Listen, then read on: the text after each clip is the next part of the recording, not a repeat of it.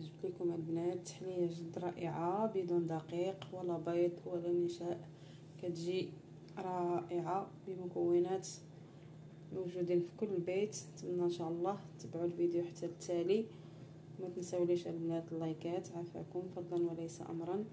نتمنى تعجبكم الوصفه ديال اليوم ان شاء الله، انا متاكده غتعجبكم، صحيه ومزيانه حتى الدراري وبدون سكر. تبعوا المقادير حتى التالي وفرجه ممتعه. السلام عليكم ورحمه الله تعالى وبركاته، كي دايرين؟ لاباس عليكم؟ نتمنى ان شاء الله تكونوا دوزتوا نهاركم بخير على خير، ومرحبا بكم في قناه شهوات ام حسن. اليوم البنات جيت ندير لكم تحليه رمضانيه كتجي رائعه وزوينه بزاف بدون سكر، كتجي زوينه بزاف. نتمنى ان شاء الله تبعوا الفيديو حتى الاخير باش نشرح معكم الوصفه. انا البنات عندي هاد الكؤوس هادو، نتوما اي كؤوس عندكم تقدروا ديروا فيهم ماشي مشكل. عندي هنا تقريبا يطرو ديال الحليب البنات، انا درت داك الحليب هنايا درتو دفيتو شويه جد، يعني ما ديروا صبعكم ما يحرقكمش، غير دفا شويه بحال هكذا. عندي هنايا 13 حبه ديال التمر، واحد البنانه او موزه، وعندي هنايا الفلو ديال الكراميل البنات اللي بدون سكر. ما غاديش نديرو السكر في هاد التحليه لان عندنا البنان حلو وعندنا التمر حلو. غادي ندوزو البنات، غادي نديرو التمر ديالنا اللي قلعنا ليه يعني العلفه بطبيعه الحال. غادي نضيف عليه شويه ديال الحليب، غنطحنو هو الاول شويه،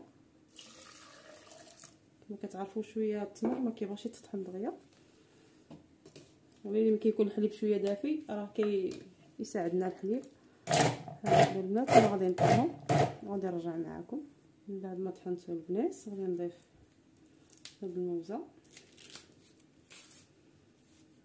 غادي نضيفها يعني كامله بحال هكذا، وغادي نزيد الحليب، غادي نضيف الفلو تاع الكراميل كيجي مع هاد المكونات هادو، كيجيو عطيو واحد المذاق اللي هو زوين هكذا البنات. غادي نطحنوهم كاملين، كنبقاو نزيدو الكميه ديال الحليب اللي بقات لينا كامله البنات. وغادي نرجعو على البوطه مره ثانيه حتى يغلي ليا مزيان، تجيه الغليه صافي غنطفي عليه ونرجع معكم. غادي نديرو هنايا في الكسرونه، غادي نرجعو على البوطه كما قلت لكم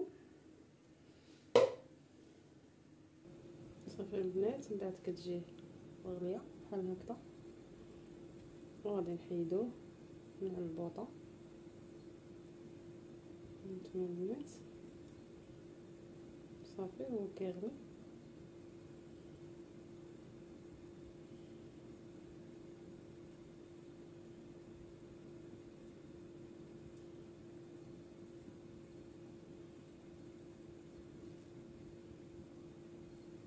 صافي البنات. بعد ما غلى لينا غادي نحيدو. هنا غادي نجيب التحليه غادي نخويها مباشره في الكؤوس بحال هكذا، يعني كتخرج كميه زوينه.